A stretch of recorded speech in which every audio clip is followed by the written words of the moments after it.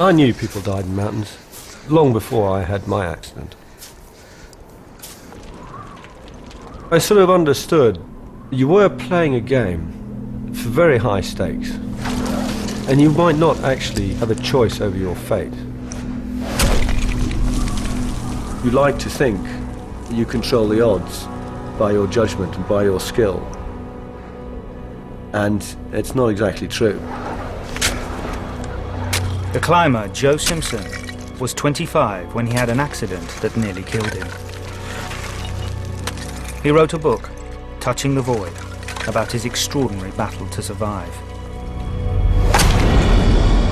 Now he is going back to the mountain that first inspired him to climb, to tell a story that has haunted him since he was a boy. It is the tale of a great adventure that, just like his, turned into a terrifying test of endurance. When I was 14, I read a story that stayed with me for the rest of my life. It was the story of Toni Kurz. It says so many things about friendship, courage, and the strength of the human spirit. It inspired me to climb. In many ways, it's my story.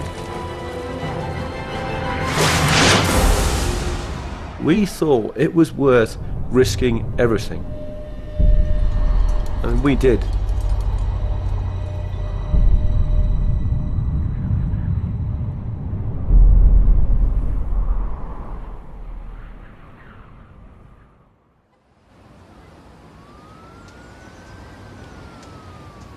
I've spent my life climbing mountains.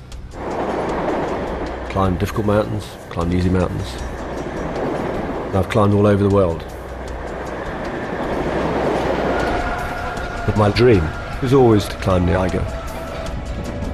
Of all the summits in the Alps, the Eiger is the mountain that is a legend among climbers.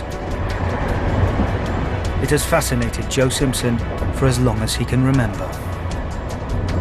It is not the greatest mountain in the world. It is not the most beautiful mountain in the world. And the climbing on it is not the hardest. But to me anyway, and I think to many others of our generation, it's a seminal mountain.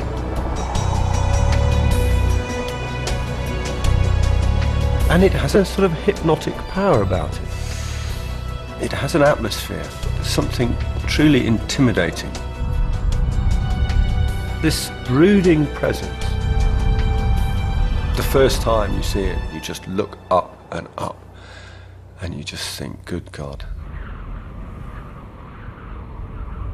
From the east, west, and south, the Eiger looks like any other mountain. It is its north face that makes it a legend.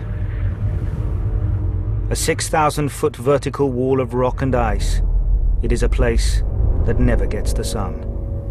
And standing exposed to every storm sweeping into the Alps, it is a mountain where the weather can change with breathtaking speed. I've seen it happen. I've seen the face turn into a maelstrom of rockfall and avalanches, the like of which I've never witnessed on any mountain in my life. There's something else extraordinary about it that almost heightens the sense of danger. You are so close to luxurious hotels, to people having fun. You can hear the excited chatter of tourists getting on and off the trains and drinking their beers. You can see them, and they can see you.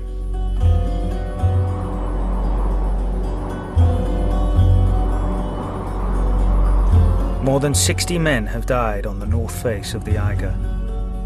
It has killed some of the best young climbers of their generation and forced some of the most dramatic mountain rescues in the Alps. And it was this bleak history that caught Joe's imagination as a boy. My father gave me a book called The White Spider. It was fascinating and it was frightening. And it was those stories, and one story in particular, the story of Toni Kurz, that made me want to climb.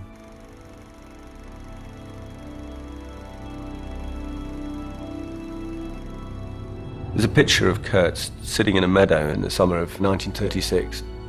This smiling young man looking at you from the past, and he was just a vibrant, energetic, ambitious, young climber. It was just absolute excitement. It's what he lived for. But this is not just a story that inspired Joe to climb. 11 years after reading of what happened to Kurz on the Eiger, Joe had a climbing accident in Peru that nearly killed him. And what has haunted him ever since is that in strange and disturbing ways, his accident echoed the story of his childhood hero. Kurz was always there. Kurz was always this figure. But what happened to me in Peru led me back to him.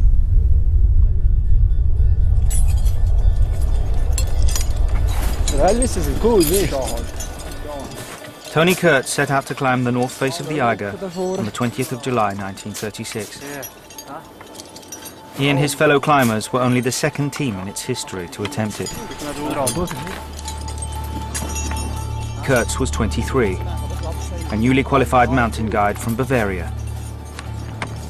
He was climbing with his friend and fellow guide, a brilliant young rock climber called Andreas Hinterstoisser. They had joined up on the climb with two Austrians. 27-year-old Willy Angerer was the eldest.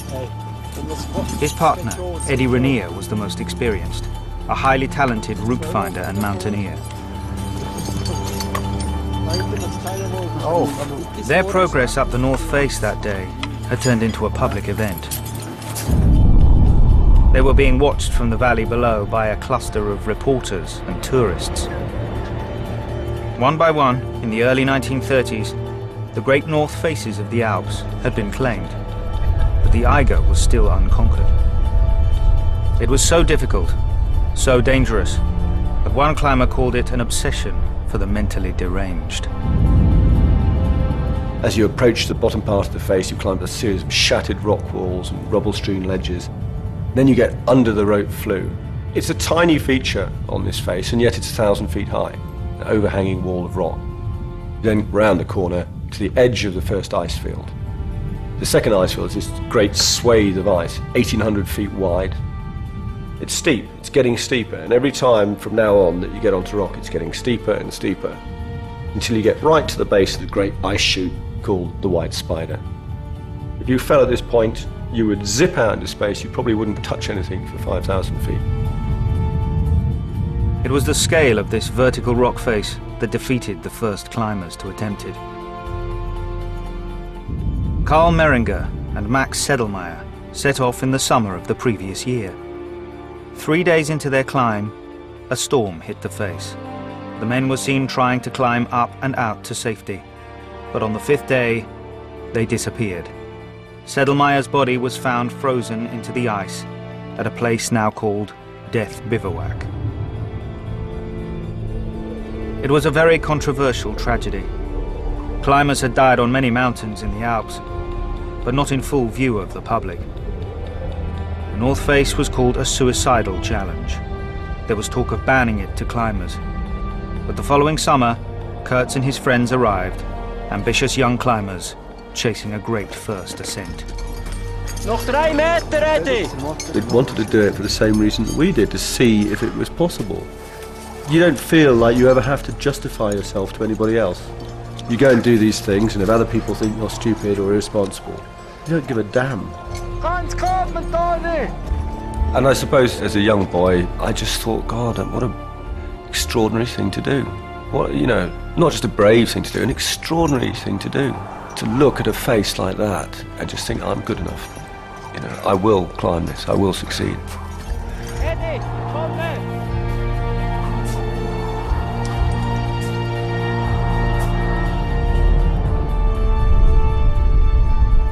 But there was a reason people said the North Face was impossible.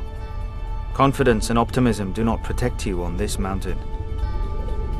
And what happened to these 4 young climbers over the next 5 days proved beyond doubt that the Eiger was every bit as frightening as its reputation suggested.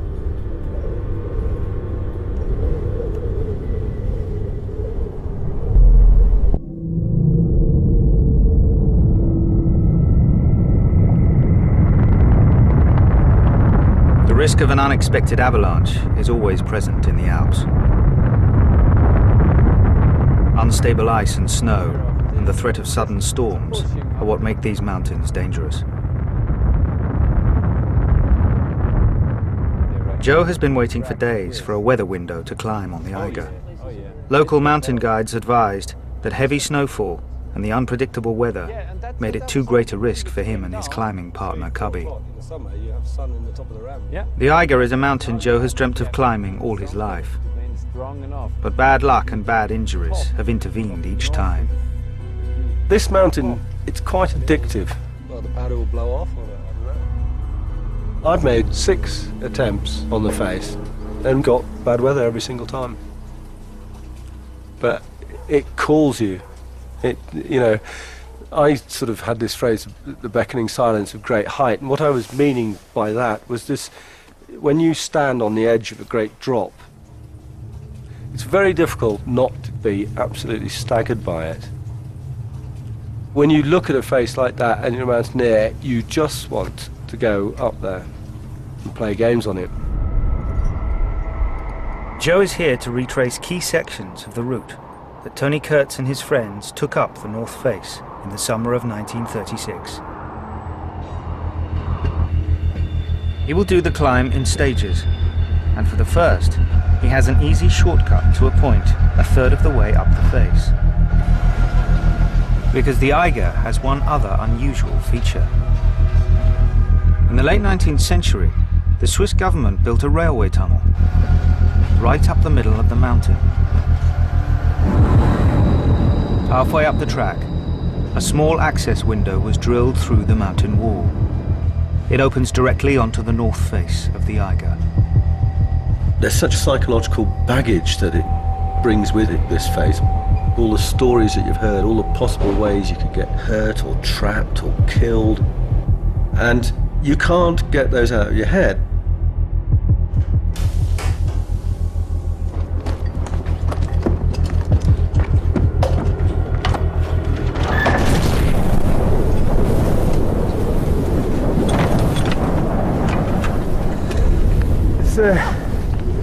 It's a surreal sensation starting a climb like this. I mean, it's not often that you come out in a nice warm train and then just suddenly step out of a tunnel and you're just 1,500 feet up the north face of the Eiger. When you're suddenly exposed to an abyss like that, it's impossible not to be aware of the drop, the sense of the fall line below you. And it's quite a strange game it plays on you because, this drop isn't actually doing you any harm at all. It's just there. But it gets in your head.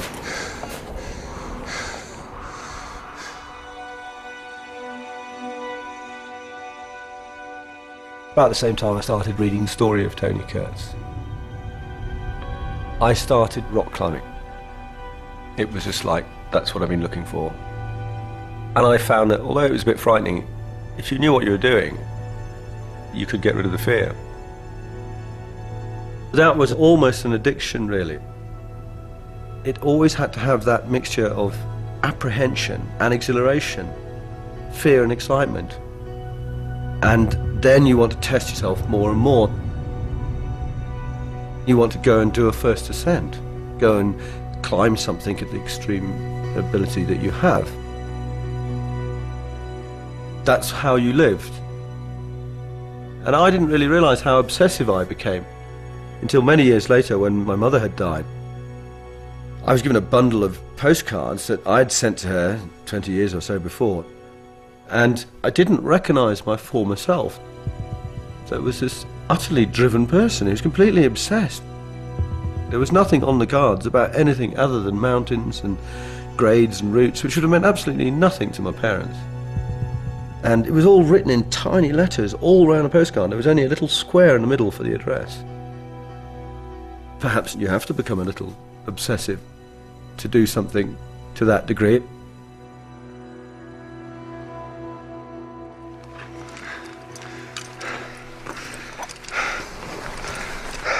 At a point a third of the way up the north face, the route of Toni Kurz's ambitious attempt on the mountain brings Joe within sight of a place that is notorious amongst climbers. At first, Kurz and his 3 friends made rapid progress up the face, climbing 1,500 feet on the morning of their first day. But then they were stopped in their tracks by a smooth slab of polished rock. Toni. The climbers had mapped out a new route, gambling that the fastest way up the face was to follow the path of the great ice fields at its centre. Their plan was to aim for the left-hand corner of the vast rock wall, the rotorflue, and sneak across to the bottom of the first ice field. But it was at this critical point that the rock barrier blocked their path. This section here, it's only about 15 feet maximum. It's incredibly smooth. You can just see by all the crampon scratches all over it. People have had trouble here. There's quite a wake-up drop below us, mine. Probably about 2,000 feet straight down. And up here, there's a very old peg. I reckon what Hinterstoisser did is he climbed up these ledges, put that peg in and clipped his rope in it. Okay. With the advantage of the rope above him, he could sort of do a downward traverse across these very smooth slabs, being given tension by his companions. Okay. Oh, that's it. Oh,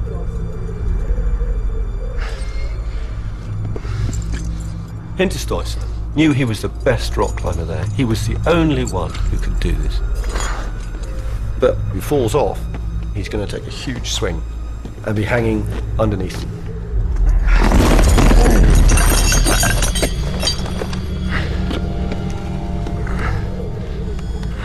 Edging sideways in a step-by-step traverse across this near-vertical rock is still so difficult and dangerous that climbers today always leave a fixed rope in place.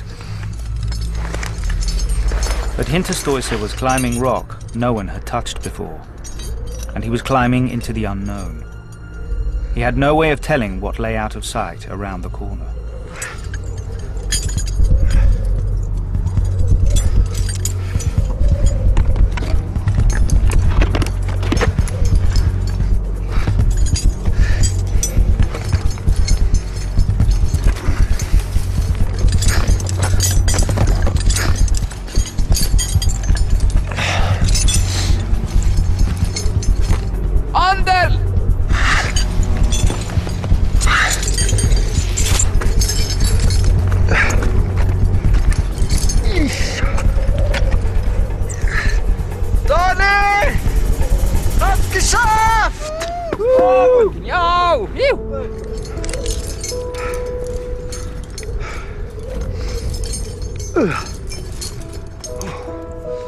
It was a virtuoso piece of climbing. Crossing this 100-foot stretch of rock had unlocked the heart of the face. With the security of the rope in place, his friends could cross one by one. And all of them knew it was possible that nothing as difficult as this lay between them and the summit. Hey, super! Wow! Yoo-hoo! Willy, come! They set off on a great adventure.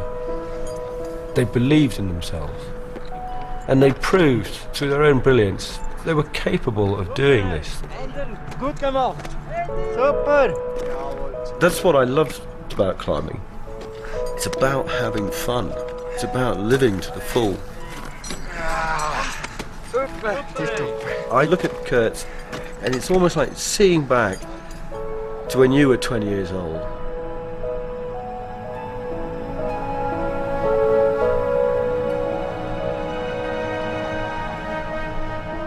We thought it was worth risking everything, all of the rest of your life, every happiness you ever could have had, and all the experiences you have in all the countries and on all the mountains. They change who you are.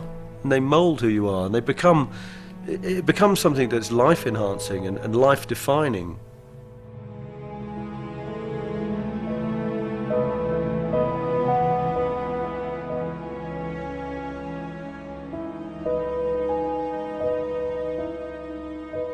The dream of a first ascent on the North Face was now in sight.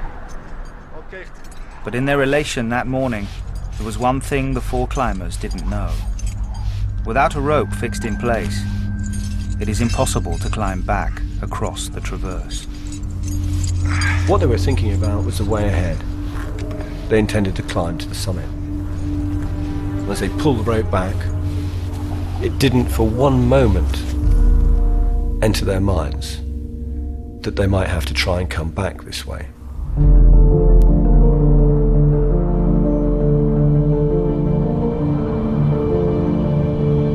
3,000 feet up the north face of the Eiger, the terrain changes. A massive ice field extends across the width of the rock face at the halfway point of the climb. And with it comes a new danger. Because beyond the sheer scale of the face and the potential to get trapped by bad weather, there's another menace always present on this mountain.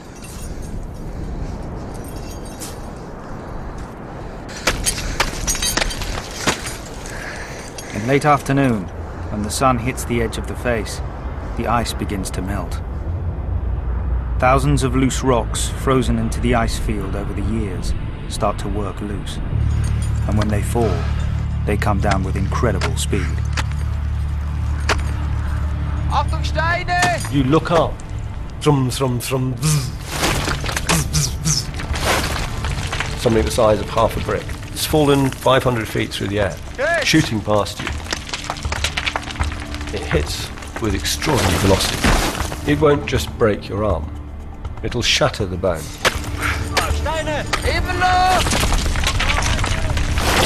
The climbers had no helmets, just simple felt hats. But one by one that afternoon, Toni Kurz and his friends took their turn to make the 300-foot dash up the first ice field.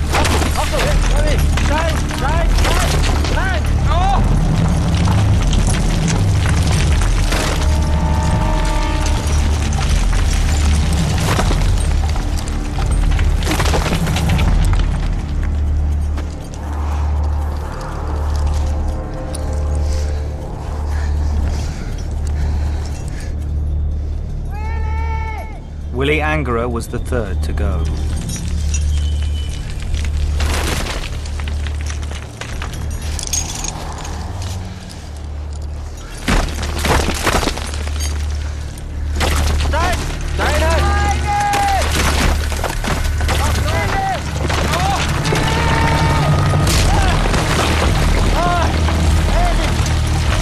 There was just a volley of stones that just came all round them, and none of them were hit, and then Angerer was hit.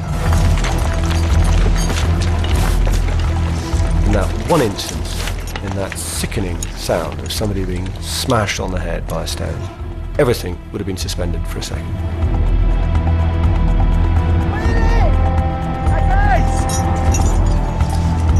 It only takes one slip, one false move, one single stone to come out of nowhere, and it becomes a completely different game that you're playing. The climbers were more than halfway to the summit of the Eiger. That morning, a great first ascent had seemed within their grasp. But now, Willy Angerer had some kind of head injury, and the four friends faced the hardest of choices, whether to push on to the top or turn back to safety.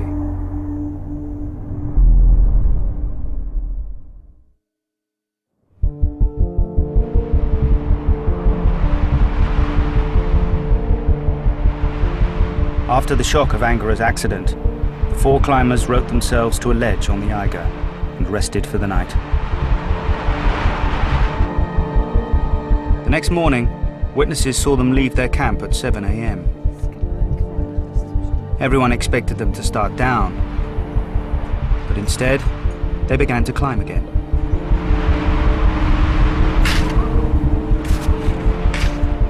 They were halfway up a mountain no one had climbed before, and that was a prize they would not give up lightly.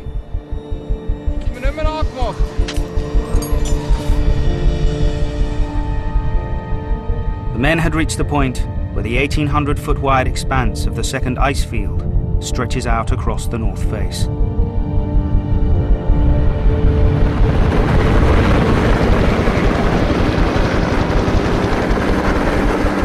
The ice field is 3,000 vertical feet above the valley. But the skills of the local air rescue team mean Joe can be dropped onto the ice field by helicopter. The pilot will fly close enough to the mountain to winch him down to a ledge that is barely 2 feet wide. From this point, Joe will be able to retrace Kurtz's progress on the second day of his climb.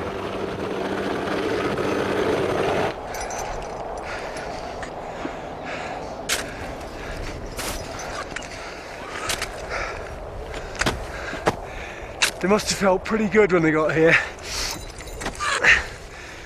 All the main features of the face are now apparent. You can see the ramp up above the second ice field. They know from here they should have no problem getting to Sedlmayr and Meiringer's high spot of the year before to Death Bivouac.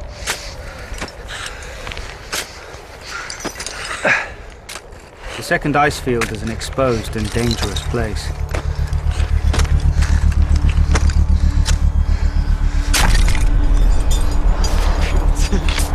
Hinterstoisser and Kurz knew it was ground they needed to cover as fast as possible.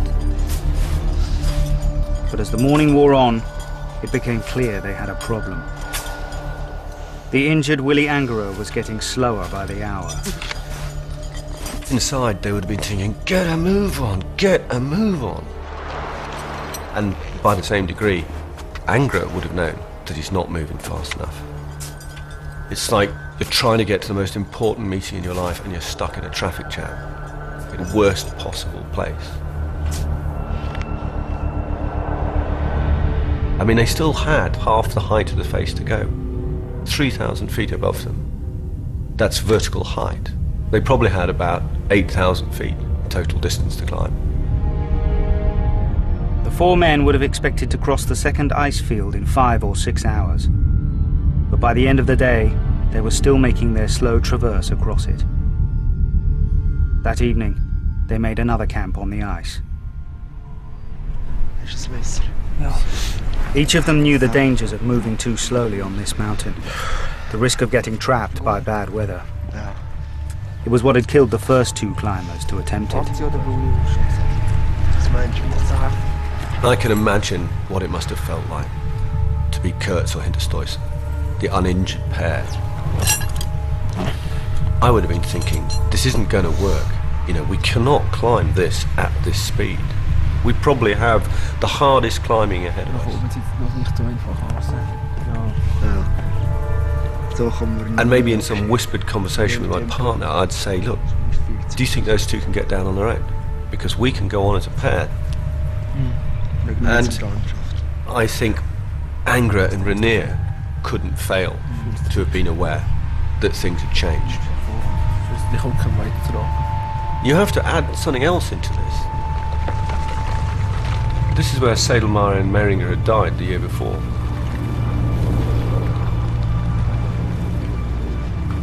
Sedlmayr was frozen into the snow, probably less than a rope length from where they were sitting that night.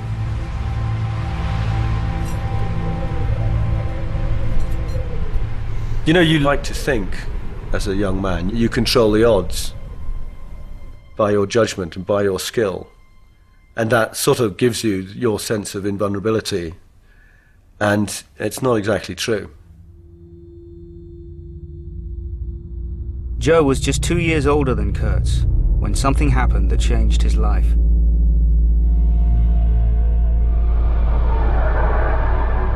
He was 25, climbing in Peru, when he broke his leg in a split-second fall. His climbing partner Simon tried to lower him down the mountain, but in the darkness, Joe slid over the edge of an ice cliff, and he was trapped, hanging in space above a precipice. To save himself, Simon was forced to cut the rope. Joe fell 150 feet into a crevasse. Then for 4 days, he crawled to safety with a badly shattered leg. When I got back to England, I had 6 operations on my knee. I was in plaster for 9 months. I was on crutches for 12 months. And as I was discharged, the consultant told me, "You'll never walk without a limp. And you'll never climb again." I don't think he really understood what he was saying to me. Climbing was my whole life. It was a passion. I remember sitting on the bed, looking at my legs, or just crying, because this guy was telling me it was over.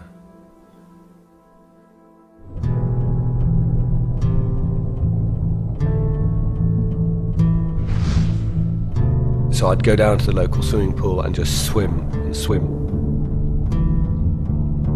And eventually I got to a point where I was going 5 days a week, and I started getting fitter and fitter and fitter. It was a long, hard rehabilitation. But it was enough, in the end, to start climbing again.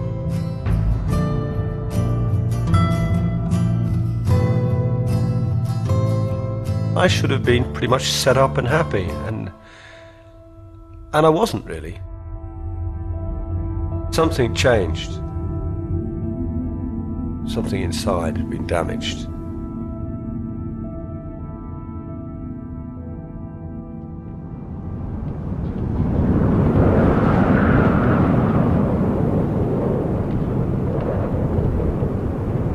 On the morning of July the 20th, 1936, witnesses in the valley saw something odd happen among the 4 climbers.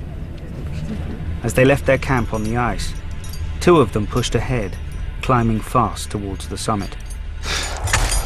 It was Andreas Hinterstoisser and Toni Kurz.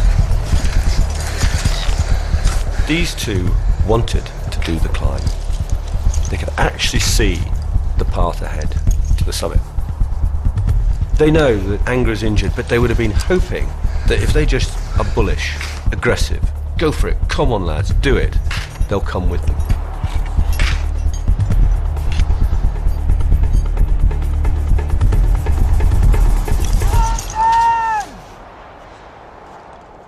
And then they were stopped dead in their tracks. It would have become apparent as soon as they started climbing that Angerer wasn't as well as they thought.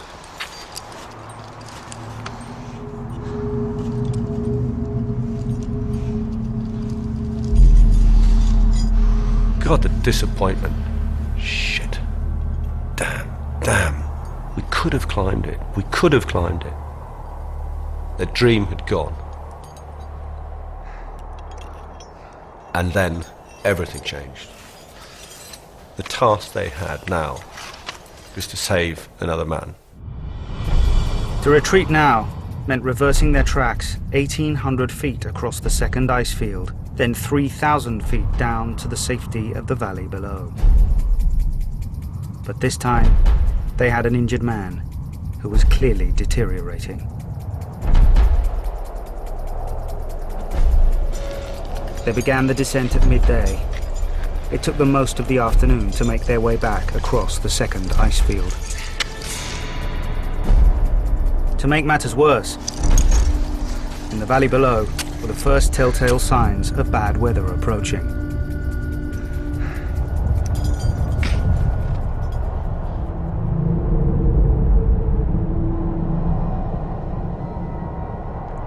Anderl! Was? Das Wetter kommt schlecht!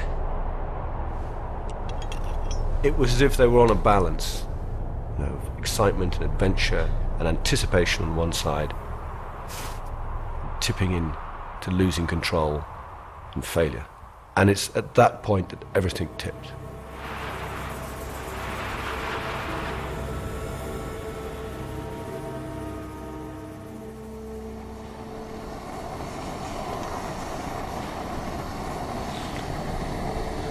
At 8:30 that night, the climbers stopped to rest. It was their third night on the north face, and they were back at the halfway point of the climb. The following day, their retreat would bring them to the 100-foot rock barrier, the Traverse.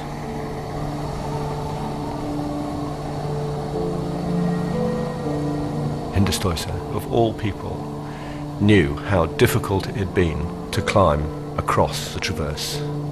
He'd done it in dry conditions. And I'm sure it must have been going through his mind. We've got 3,000 feet to descend, but we've got one crux thing. First, we have to get back across the Traverse.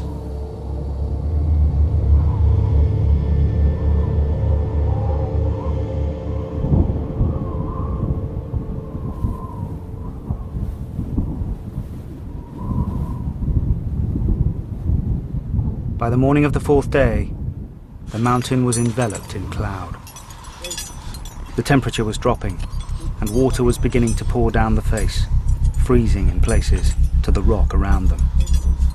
The men left the bivouac around 7 a.m., but Angerer's condition appeared to be worsening. Their descent of the first ice field that morning was painfully slow. The seriousness of their position would now have struck all of them. They couldn't climb up to safety, and they couldn't climb down. Below them was a 700-foot abyss. They knew if they couldn't get back across the Traverse, they were trapped. What they didn't know was what Hinterstoisser had done the first time wasn't possible in reverse.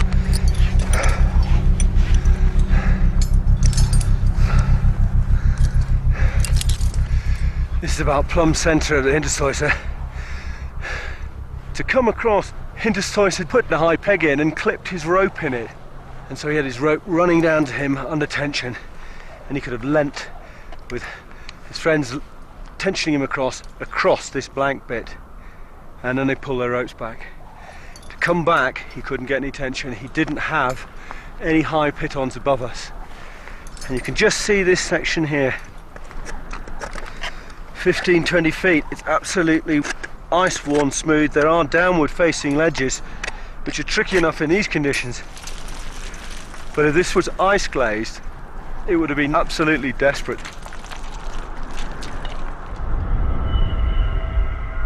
And it was. The glass-smooth rock of the Traverse was now wet Wir müssen darüber. and streaked with black ice. Hältst mich?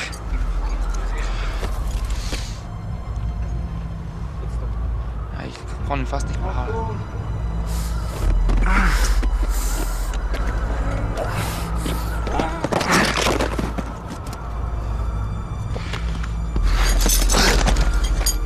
Everything would have compressed into this small moment of time. Schafft's nicht. Every fibre in his body would have been concentrating on every tiny move. This is their best climber, trying for all he was worth to get back across the very thing that he had so brilliantly unlocked.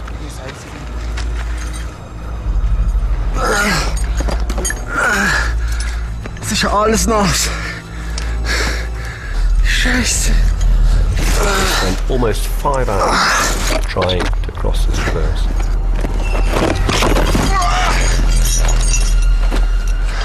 I reckon virtually where I'm standing now is where Hinterstoisser would have repeatedly fallen off, desperately just trying to climb this section. Wir müssen noch mit anziehen. Es geht noch mit anziehen. There is that moment when activity stops. Es geht nicht. Es geht nicht. You just know you can't do this. And you have to accept that it's over. Okay, komm zurück. Anderen. Komm zurück. Komm, probier. And it would have gradually been dawning on all of them that this could be a fatal error, that they hadn't left a rope across. Ja, komm schon, komm. They couldn't cross the traverse. It was unclimbable. Geht nicht. But if they stayed where they were going to die. Es geht nicht. Wir kommen nicht zurück. Wir sind darunter. The very piece of brilliance that had unlocked the heart of the face had trapped them.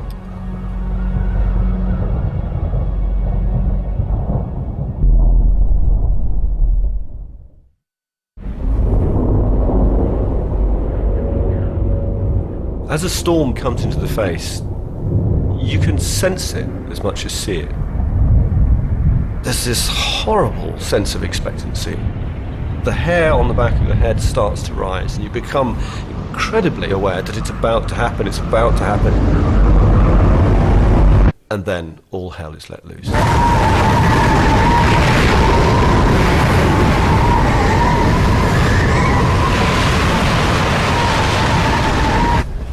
The storm hit the Eiger on the climber's fourth day on the north face.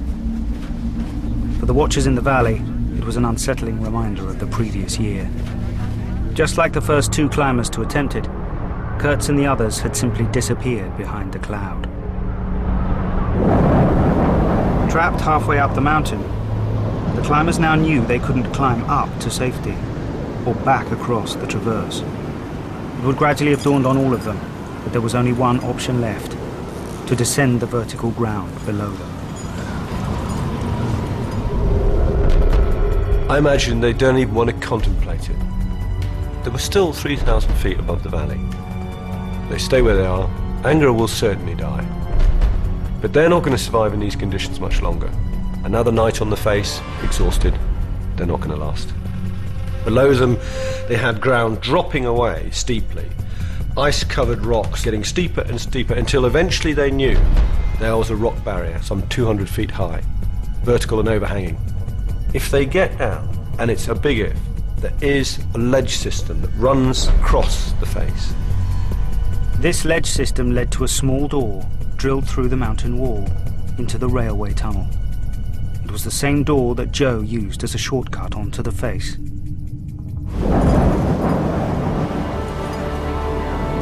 Everything that's been happening to them that day is limiting their options. They had a barely conscious man to try and bring down. And to make matters worse, their line of descent led them directly to the stones and the avalanches that were hurtling down from above.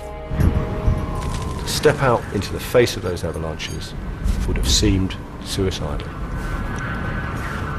But there's no other choice.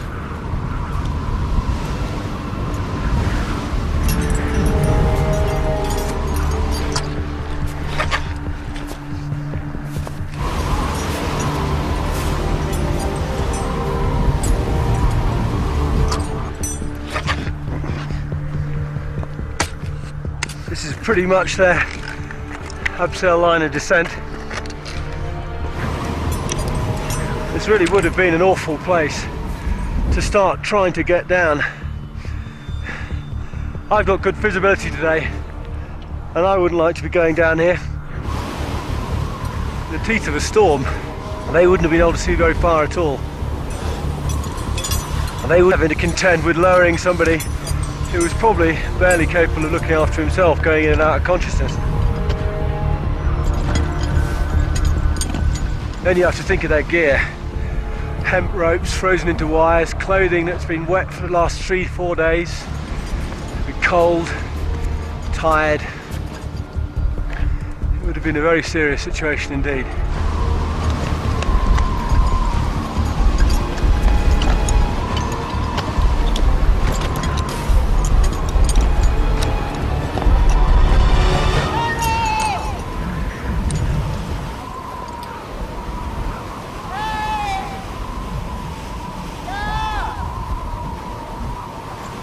They heard this voice, and they just look at each other, and they know what it is.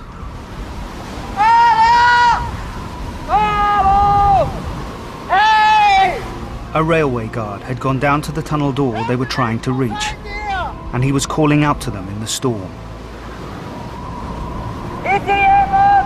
And they just shouted back, all's well. which is classic when you think about it.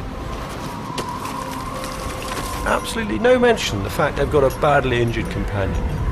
No mention of how exhausted and how tired they are and the danger they're in. That's a sort of pride, really. They will come down together. They do not need help. But more than anything, their spirits would have just raised at that point. There was someone else there. You just have to do 4 abseils, possibly 5. We'll be having a cup of tea with the guard in 2 hours. It was over.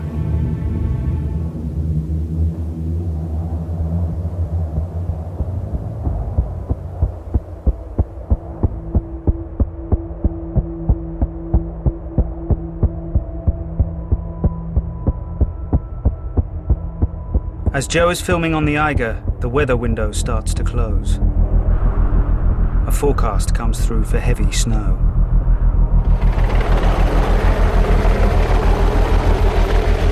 The helicopter must take Joe off before the cloud cover descends. From the narrow ledge on the face, he will have to clip back onto the winch line that is just 5 millimeters thick. It is so thin because if the climber becomes entangled, the pilot will be forced to cut the line.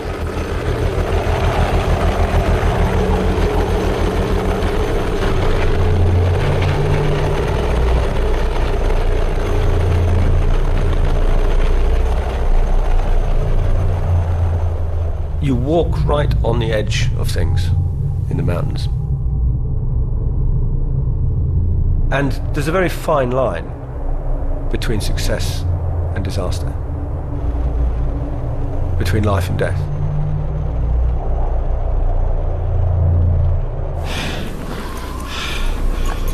And walking on the edge of that gives you a completely different perspective on life and your sense of being alive.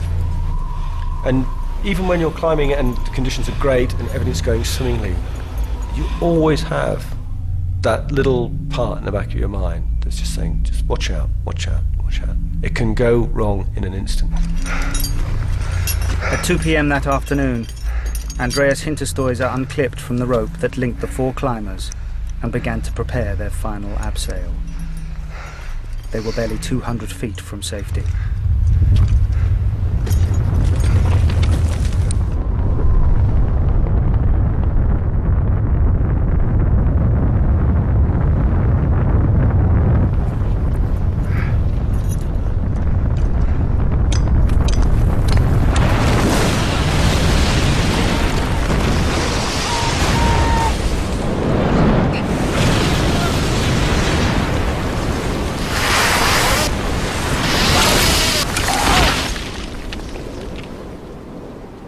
The violence of it, the shock of it, must have been immense. A massive avalanche just caught them like a tsunami.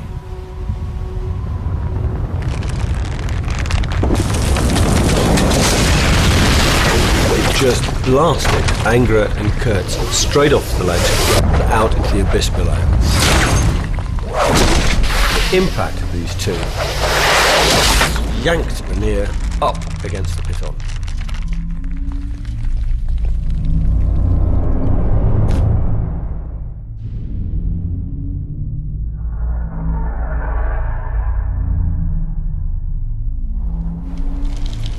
Hey! Willy! Willy! Below Kurz, Willy Angerer was almost certainly dead. Willy! Killed on impact with the rock face. And out of sight above him, Edi Rainer was dying too. Edi! The weight of the 2 climbers on the rope around his waist would have crushed his diaphragm and slowly asphyxiated him. It would have taken him 10 minutes to die. There was no sign of Andreas Hinterstoisser. His body was later discovered at the foot of the north face, 2,000 feet below. Kurz was just hanging in space. His companion dead below him, and his companion dead above him. And Hinterstoisser is gone, swept out into the void. I've been in a situation where people have fallen to their deaths close by me, and it renders you almost incapable of doing anything. You're so threatened by the immediacy of the death. You're sort of unmanned. You're physically incapable of getting over the shock of what you've just witnessed.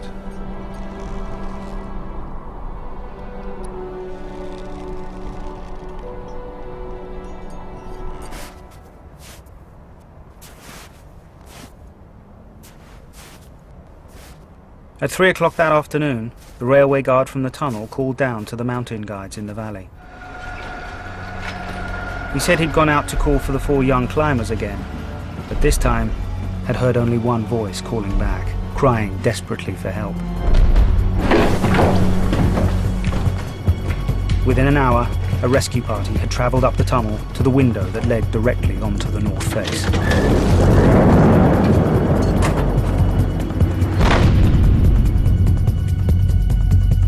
They knew if they climbed the ledge system that ran across the face, it would place them somewhere below where Kurz was trapped. 700 feet from the window, they reached a point where they could hear his cries. But Kurz was out of sight, 150 feet above them. To reach him, they would have to climb a series of vertical and overhanging cliffs in what were now gale force winds.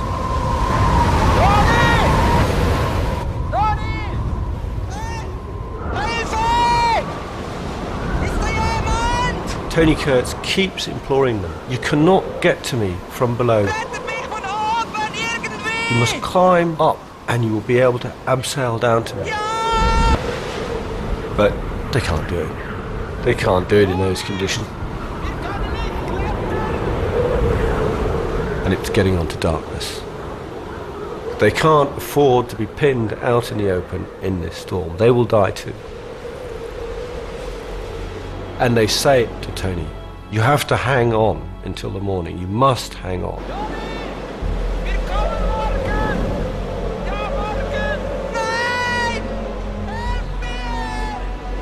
It must have been heartbreaking for those guides to leave him there. They probably knew that he wasn't going to make the night. They could hear his cries coming back to them.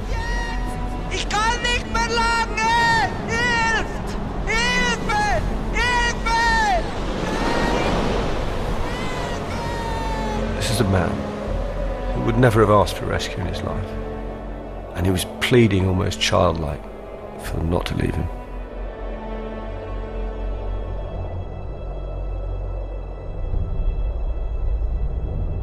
And I can remember feeling like that. I hung in a very long, dark night, and I can remember just almost being overwhelmed by the loneliness of the situation. The sense of being abandoned.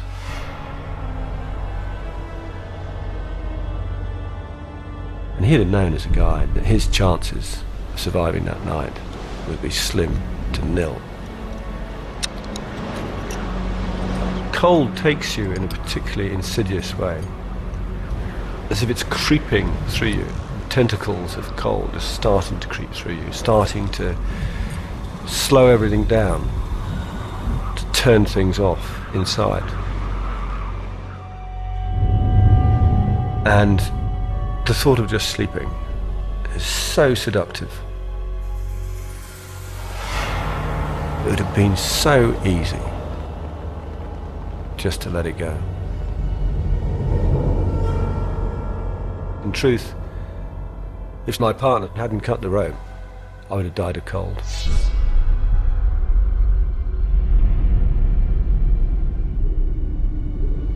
So I can imagine what he felt like hanging on that rope. You are helpless like that. And just incredibly alone.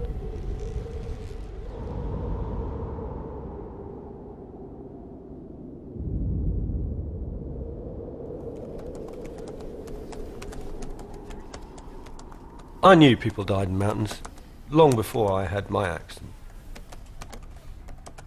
I sort of understood you were playing a game for very high stakes, and you might not actually have a choice over your fate. But recovering from the accident in Peru, I wrote this book, Touching the Void. In the end, I wrote it in 7 weeks, and I thought if it sold 500 copies, then I would be happy. I discovered I had another talent. But the process of writing made me think too much about what we were doing, about the price some of us were paying for this. I started thinking about the people who died. Some were acquaintances and some were good friends and some were friends I never stopped thinking about.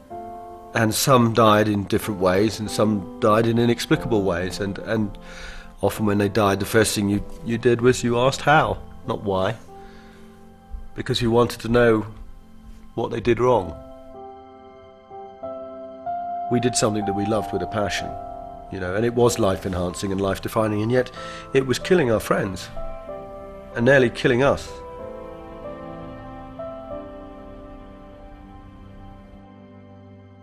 And I suppose when I started writing, I'd opened a Pandora's box of fears that you could never quite put the lid on. Despite all the climbing I did, I knew that I was more exposed and more vulnerable. And I suddenly realized my love affair with risk-taking had cooled. I didn't want to play this game anymore.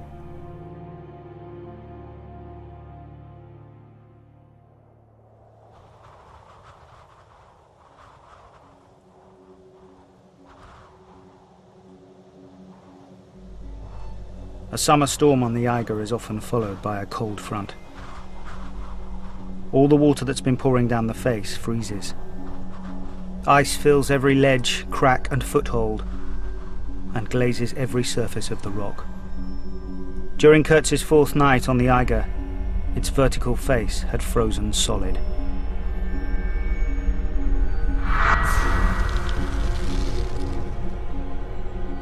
I just can't imagine how long that night must have been. What on earth Kurtz did to hold on to life. He'd lost his glove, and his exposed hand was now completely frostbitten. His arm was like a claw.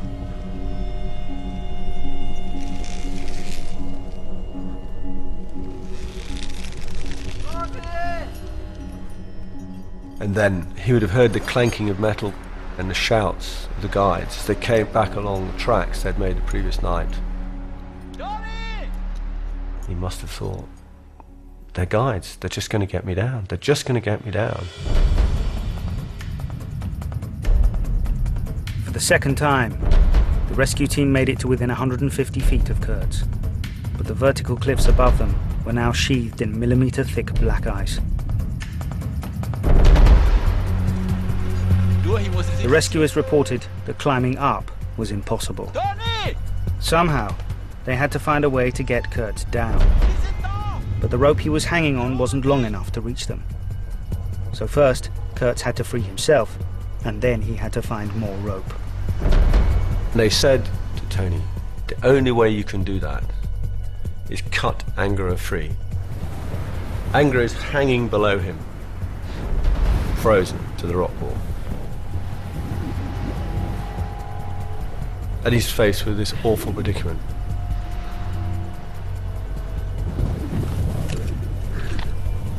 He has to get his knife and hack away at the frozen fibres of the rope.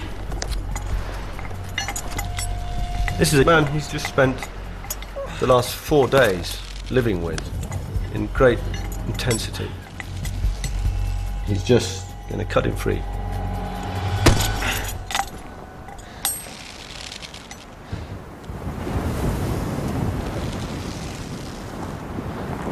But cutting away Willy Angerer was just the start. To make enough rope to reach the rescuers, Kurtz had to climb up and cut away Edi Rainer too.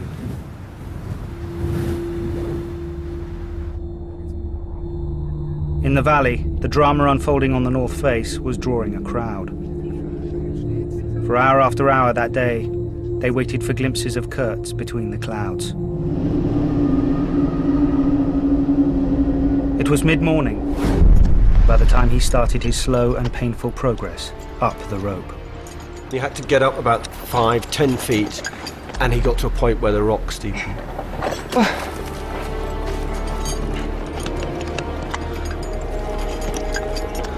And then he could hand over hand up the rope, using his feet on the rock, get himself up to Rainer. Hey, Eddie! Eddie!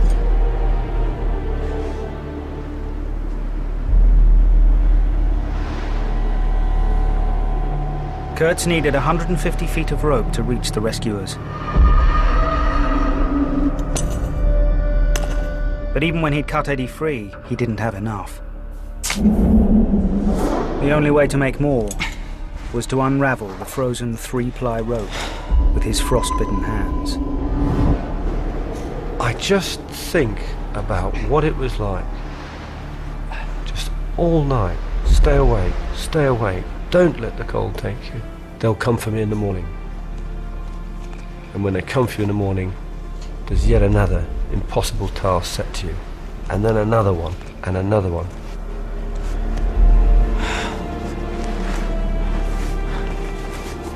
That, in a way, haunts me.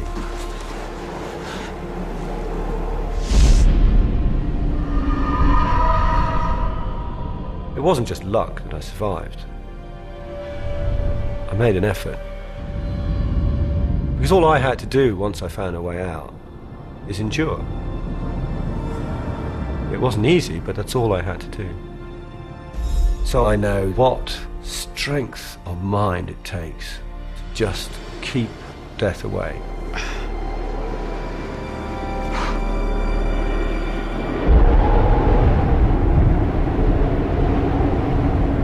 It took Kurz 5 hours to unravel the rope and knot the pieces together. But when he finished, he had a single strand that at last linked him to the rescuers, just 150 feet below him. Now, he couldn't abseil on this rope because it was only a single strand. It wasn't strong enough. But he could pull a rope up.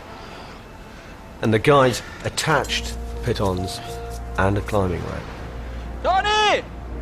Aufziehen! But as Kurz began to pull up the rope, the rescuers realized it wasn't long enough. Toni! Toni, stop! So they got another, and then they joined the two ropes with a knot. Toni! Aufziehen! And they watched this bunch of pitons and the rope gradually going up, painfully slow.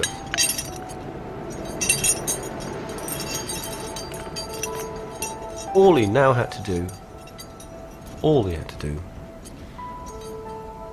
was abseil down to safety.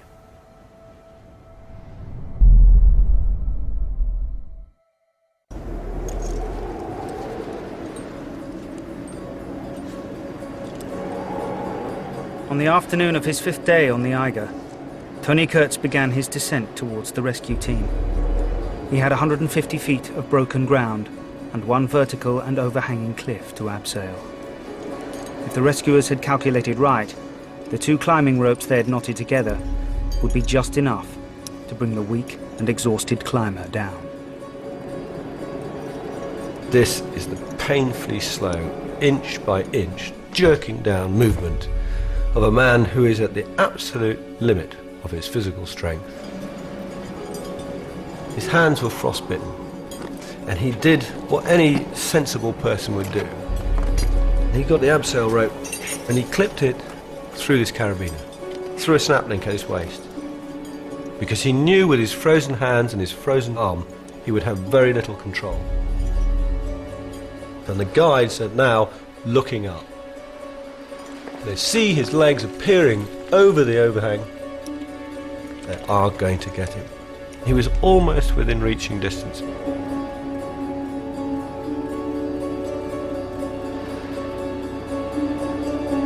But as he starts to come down, he sees the knot joining the two ropes. It's about 50 feet off the ground. And as Kurz inches down towards safety, he feels below him the knot tight against his fist. And he knows instantly what the problem is.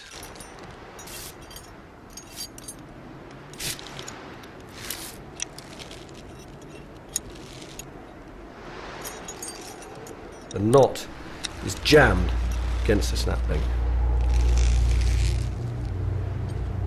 And he's now just swinging in space, out of reach of the guides, off to the side from them, off to the left. They had traversed as far around as they could reach, and then the face dropped away below him. If he'd managed to abseil down to a point that was level, they could have thrown a rope to him, pulled him across. While he was above them, they could do nothing for him. They couldn't throw a rope to him, they couldn't pull him down to them, there was nothing they could do. And he knows if he can't get this knot through the snap link, he's finished.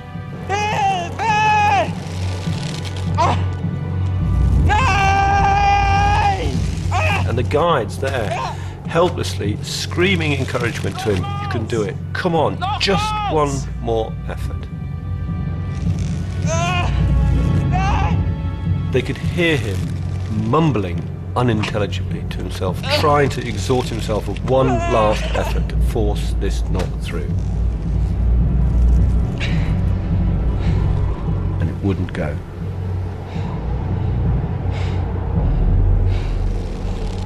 Suddenly, he sat forward. He stopped fighting the knot. And he said in a clear, strong voice, Ich kann nicht mehr. I'm finished.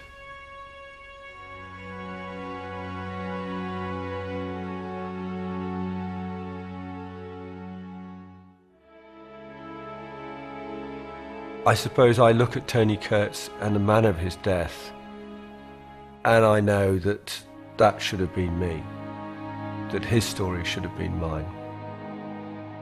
In truth, I should have died on a rope in Peru. And that will never be explainable to me, why I was allowed to live and he wasn't. The rescuers who watched Kurz die were never able to reach his body. He was finally cut free by a team of mountain guides from Germany, who arrived just too late to help in the rescue. 3 days after his death, the Swiss authorities banned all climbers from the North Face. But 4 months later, after a legal challenge, the ban was lifted. For ambitious young climbers, another public tragedy had only added to the legend of the Eiger. Toni Kurz and his fellow climbers, Edi Rainer and Willy Angerer, had watched as Andreas Hinterstoisser unlocked the heart of the North Face. In honour of his brilliant climb, it was called the Hinterstoisser Traverse. And using that route, a team of German climbers made the first descent 2 years later in 1938. In all, 8 climbers died trying before the last great north face of the Alps was conquered. Of all of them, Toni Kurz proved the hardest to forget. As Joe prepared to head home, he made one last climb to look across to the mountain where he died. I read the story of Toni Kurz at 14. It stuck with me for the rest of my life. That to me just seems the most dreadful way to die. And yet somehow it inspired me. Why on earth would that inspire you to climb? Well, because he never gave up. right to the end, he thought he could win through. He displayed to me something quite extraordinary about the human spirit. The ability to just, despite anything that's happening to you, to just keep on going. And he deserved to survive. He deserved to live. The photograph I always remember is of the young, smiling, tousle-haired guide laughing at the camera with the adventure of the climb ahead of him. And I thought, he thought that was worth living for.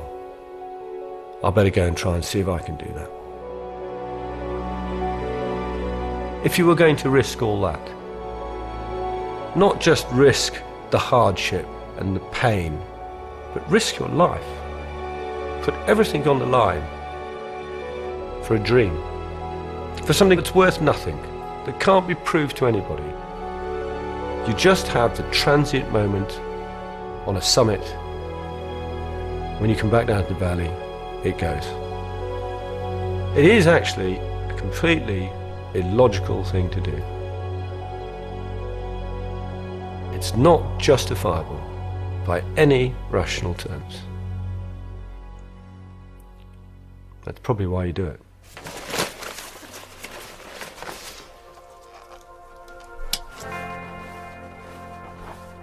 My dream was to climb the Eiger, and it just never turned out like that. I haven't climbed for 3 years. I lost the passion to do it. I don't have that sort of immortality of youth, that it'll never happen to me, self-confidence. It's an awareness of frailty I never had when I was 20. But I'm not saying never, because I know what I'm like. And coming back here to do this, the face was in perfect condition and the meadows were like the summer. I just felt that old rush coming back. Oh God, you idiot.